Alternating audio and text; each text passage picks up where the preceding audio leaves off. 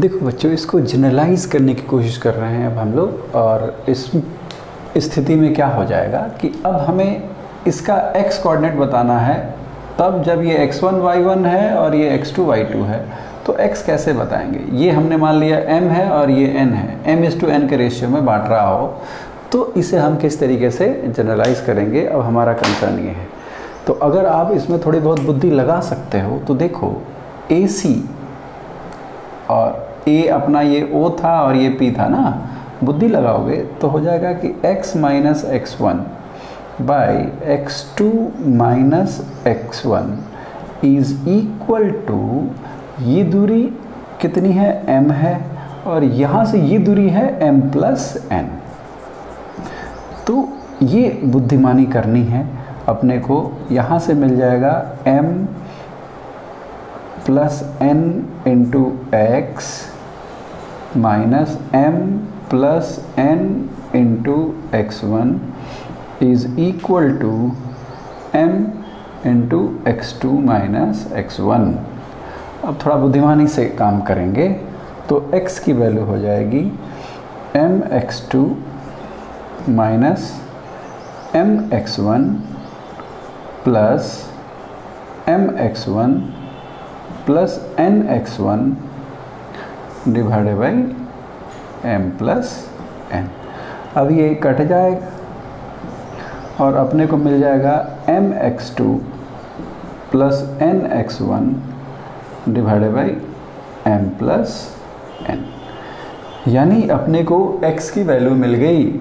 x की value देखो क्या मिली यहाँ पे जनरलाइज वे में, इसे बिल्कुल ध्यान से समझेंगे। इसका m तो इसका x, m x2, इसका x तो इसका रेशियो तो plus n x1 divided by m plus n, ठीक है ना। ये x कोऑर्डिनेट की जनरलाइज्ड वैल्यू हो गई। सिमिलरली अगर y निकालना होगा तो अब आपको बुद्धि मिल गई होगी कि इसका y तो इसका n, तो ये हो जाएगा ny1 plus my2 divided by m plus n। ये y कोऑर्डिनेट और x कोऑर्डिनेट को कैलकुलेट करने के जनरल फार्मूले होंगे, जिनकी मदद से हम बाकी सारी कैलकुलेशंस करके दिखा सकते हैं। इंटरनल डिवीज़न में ये फार्मूला हमारा जनरलाइज्ड केस पे एप्लीकेबल हो जाएगा। और इंटरनल डिवीज़न का मतलब मैं पहले भी बता चुका हूँ। इंटरनल डिवीज़न का मतलब है कि A और B को ज्वाइन करने वाले लाइन सेगमेंट के बीच में ही वो पॉइंट लाई करना चाहिए। अब बच्चों हम लोग अगले फार्मूले की तरफ बढ़ते हैं, जो कि एक्सटर्नल डिवीज़न का फार्मूला है। तो सबसे पहले बात तो यही आती है कि हम एक्सटर्नल डिवीज़न को जब तक रियलाइज़ नहीं करेंगे तब तक डिवीज़न फार्मूला का कोई सेंस नहीं बनता है।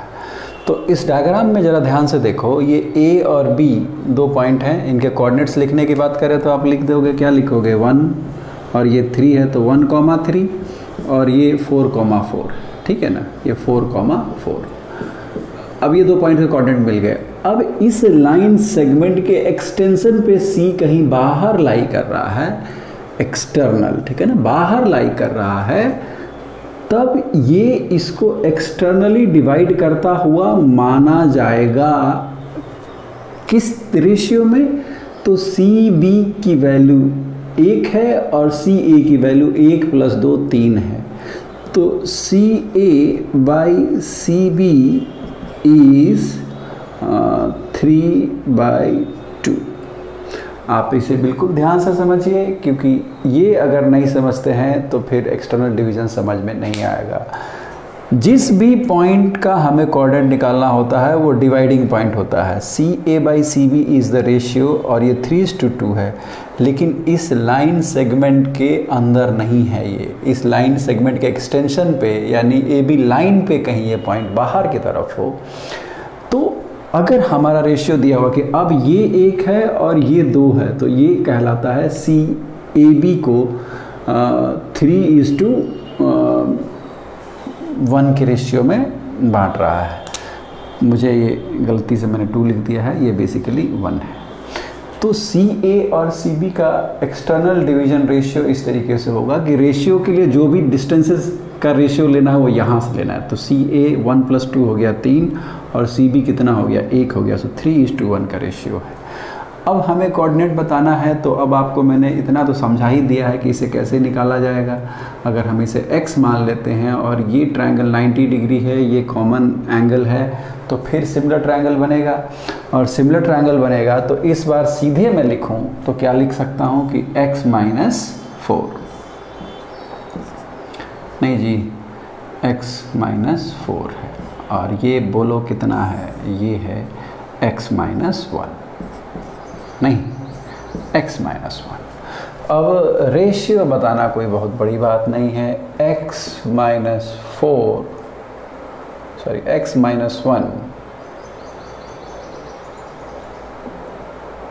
डिवाइडेड बाय ये कितना है भाई 4 - 1 इज इक्वल टू, अब ध्यान से देखो ये 2 है और ये कितना है पूरे का 3 है, तो ये हो गया x - 1 इज बेसिकली 3/2। अब यहाँ से कोई ज़्यादा दिमाग लगाने वाली बात नहीं होनी चाहिए। 3x - 1 से 3 क्यों, क्योंकि ये यहाँ से यहाँ तक का सम है, और इस छोटे वाले ट्रायंगल में ये वैल्यू जो है वो ये है, तो ये रेशियो 2 होगी, तो 3/2 हमने लिया। अब बताओ यहाँ से क्या वैल्यू हो जाएगी, x - 1 की वैल्यू जो हो जाएगी 3 × 3 = 9, 9/2, x इज़ 1 + 9/2 यानी 11/2। x की वैल्यू अपने को मिली 11/2, ठीक है ना। उसी तरीके से अगर हम y की वैल्यू कैलकुलेट करने चलें तो लिखेंगे ये है y, तो y माइनस ये बेस कितना हो गया y - 3, so y - 3 divided by ये कितना है भाई 4 - 3, नहीं जी 4 - 3 इज़ अगेन 3/2। 3/2 अगर करोगे तो इस बार फिर वैल्यू हो जाएगी ये 1, सो y = 3 + 3/2 and that is 9/2, यानी y की वैल्यू हो गई 9/2। ये आप अपने से भी कोशिश कर सकते हो, सिमिलर ट्रायंगल की प्रॉपर्टी को इस्तेमाल करते हुए इनको बहुत आसानी से लिखा जा सकता है। कि अगर हमारा जो कह सकते हैं कि ट्रायंगल में सिमिलरिटी का कॉन्सेप्ट सही है, तो इंटरनल और एक्सटर्नल डिवीज़न के फॉर्मूले बता पाना मुश्किल नहीं है, ठीक है। ये हमारा हो गया एक पर्टिकुलर केस। अब इसका जनरलाइज केस भी हम लोग लिख सकते हैं। जनरलाइज केस के लिए देखो आपके लिए हमने एक डायग्राम ड्रॉ किया है। ये x1 y1 हो गया, ये x2 y2 हो गया और ये xy है। यहाँ से ये दूरी m है और यहाँ से ये दूरी n है, यानी अभी लिखा जाएगा CA/CB इज़ m/n।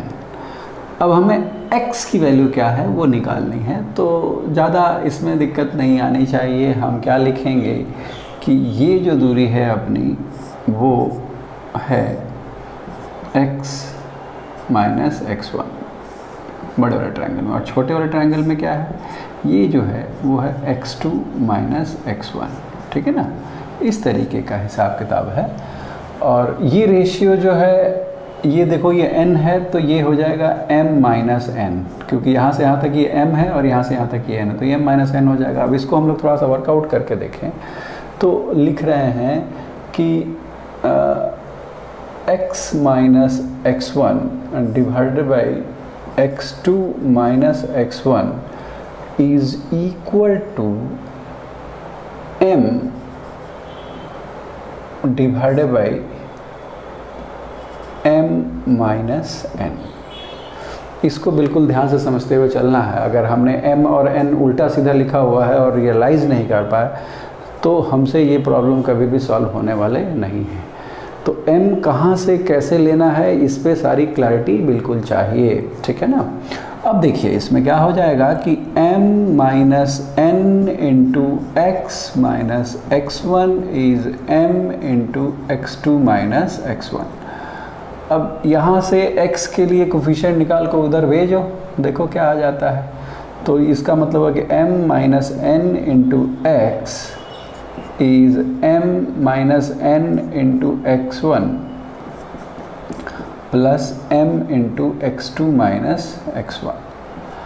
अब अगर थोड़ी सी अक्ल लगाओ तो देखो ये हो जाएगा mx1 minus nx1 plus mx2 minus mx1। ये इससे कट जाएगा और अपने को क्या वैल्यू आ जाएगी mx2 माइनस nx1, ठीक है। और यहाँ पे हो जाएगा m minus n into x, यानी x की वैल्यू आ जाएगी mx2 minus nx1 divided by m minus n। तो एक्सटर्नल डिवीज़न और इंटरनल डिवीज़न में प्लस माइनस साइन का अंतर होता है, बस यही ध्यान रखना है कि c से जो दूरी है m की, तो इस m के साथ अब x2 मल्टीप्लाइड होगा और इस n के साथ x1 मल्टीप्लाई होगा, लेकिन फिर वहाँ प्लस की जगह माइनस साइन हो जाएगा। सिमिलरली हम ये शो कर सकते हैं कि y is equals to m y2 minus n y1 divided by m minus n। ये अपने से आप कोशिश करिए एंड देन आप कह सकते हैं कि आपका डिवीज़न फार्मूला आपको आता है। एक बार या दो बार अपने से कोशिश करना है इसको। अब इसका यूटिलिटी बहुत सिंपल है, ये कुछ कोऑर्डिनेट दिया है, ये कुछ कोऑर्डिनेट दिया है, ये रेशियो कुछ दिए हुए हैं, तो बस इस फार्मूले में रखते जाना है और आंसर फटाफट आते चला जाएगा। और 8-10 नंबर्स के साथ प्रैक्टिस करने के बाद आप ये कह सकते हैं कि आपको अगर कोऑर्डिनेट्स बताना है आगे के एग्जाम्पल्स में कभी भी, तो इंटरनल एक्सटर्नल डिवीज़न के बेसिस पे आप उसको फटाफट बता के आगे बढ़ सकते हैं, ठीक है। तो इन वीडियोस को आप ध्यान से देखिए और इनको आप अप्लाई करने के लिए डे टू डे लाइफ के प्रॉब्लम्स में भी अप्लाई किया जा सकता है। ये अलग बात है कि हम मैथमेटिकली इतनी चीज़ों को सोचते नहीं हैं, मैथमेटिक्स जो है हर जगह घुसा हुआ है, और अप्लाइड मैथमेटिक्स अगर आपने सही कर लिया तो वही है फिज़िक्स। फिज़िक्स जो है वो मैथमेटिक्स से अलग नहीं है, इसलिए हम इतनी मेहनत कर रहे हैं कि मैथमेटिक्स हमें समझ में आएगी तो आगे फिज़िक्स में भी समझदारी हमारी बनी रहेगी, समझ में चीज़ें आती रहेंगी। बिना मैथमेटिक्स के फ़िज़िक्स पढ़ने चले हो तो ये वही बात हो गई कि सब चीज़ें रटोगे और फिर चीज़ें गड़बड़ा जाएंगी, ठीक है। So be prepared with the basic mathematics, और इसी वजह से हम फिज़िक्स से पहले मैथमेटिक्स कर रहे हैं। तो मेरे ख्याल से बच्चों तुम्हें ये समझ में आ गया होगा कि डिस्टेंस फार्मूला क्या होता है, डिवीज़न फार्मूले क्या होते हैं, कोऑर्डिनेट ज्योमेट्री का क्या मीनिंग है। कोऑर्डिनेट ज्योमेट्री कंप्यूटेशन के लिए काफ़ी ज़रूरी है। अगर पॉइंट्स के फॉर्म में पूरे स्पेस को आपने रिप्रेजेंट कर दिया तो फिर आप पॉइंट्स को अरेंज करके 3D में 4D में देख सकते हो, 4D तो नहीं 3D में डेफिनेटली, ठीक है ना। सो विल सी आगे की टॉपिक्स फिर हम आगे इसमें देखेंगे कोऑर्डिनेट ज्योमेट्री में और हमें क्या करना है, ठीक है।